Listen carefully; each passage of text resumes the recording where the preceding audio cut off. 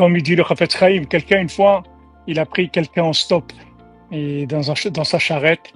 Et quand il a pris dans sa charrette, il avait un sac. Alors il portait son sac dans la charrette. Alors le monsieur de la charrette, il lui a dit, mais pose ton sac. Il dit, mais non, je veux pas vous déranger. Il dit, qu'est-ce que tu me déranges? Je te porte, toi, le sac. Qu'est-ce que ça change? Que tu poses le sac ou que tu gardes sur toi? Tu veux que ça change quelque chose? Pose-le, c'est tout.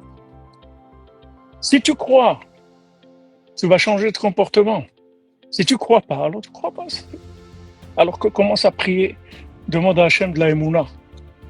Demande à Hachem de la Emouna. Hachem, il te dit, voilà, moi j'ai tout.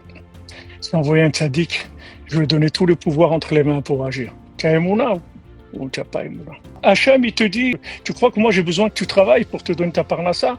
Moi, je peux te donner tous les jours. Ma grand-mère, elle est à Shalom. Elle me racontait, elle me disait, tu sais, la voisine, elle a perdu son mari.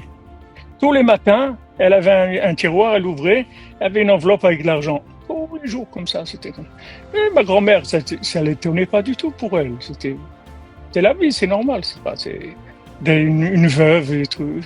Hachem, il lui envoie tous les jours la parnassa. Est-ce que tu crois qu'Hachem, il peut te donner parnassa et tu restes assis chez toi à la maison? Si tu crois, ça se passe. Si tu ne crois pas, c'est ça la Emouna. Est-ce que maintenant tu es capable de te lâcher, d'être joyeux, parce que tu sais qu'il y a quelqu'un qui s'occupe de toi? C'est tout. Si tu es joyeux, ça veut dire que tu es tranquille. Quelqu'un m'a demandé il y a quelque temps, des gens qui donnent une entreprise, ils ont une entreprise, ils donnent beaucoup de tzedaka, beaucoup de...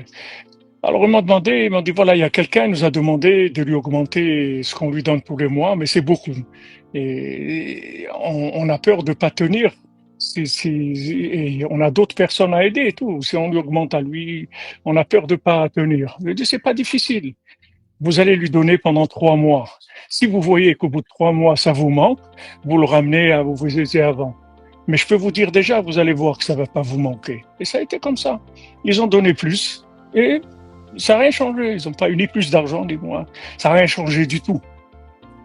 Combien de choses on a comme ça dans notre vie où on voit, mamache, que ça change rien du tout.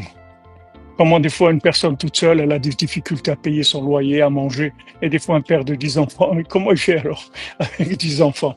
Hachem, il donne pour 10 enfants. Comme disait ma grand-mère, chaque enfant, il vient, il a son pain sous son bras, il vient avec sa parnassa, c'est pour lui donner parnassa.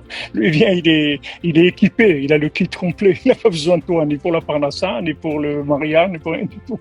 Il vient, c'est quelqu'un qui fait partie de la programmation, il n'est pas sous ta tutelle. Et toi, tu vas servir, c'est tout. Mais... Alors, quand on a un rapport de Ishtadlout, c'est juste pour nous permettre de grandir dans la Emouna. Alors, chacun il a son degré d'Ishtadlout. Dans la Parnassa, dans tout. Dans le Shalom Bayit, dans la Refoua, dans tout. Quelqu'un, combien de médicaments il prend pas de médicaments, il prend un peu de médicaments. Chacun selon son niveau de Emouna. Maintenant, plus la Emouna, elle grandit, moins besoin d'Ishtadlout. Ce qu'on a besoin, c'est de s'appuyer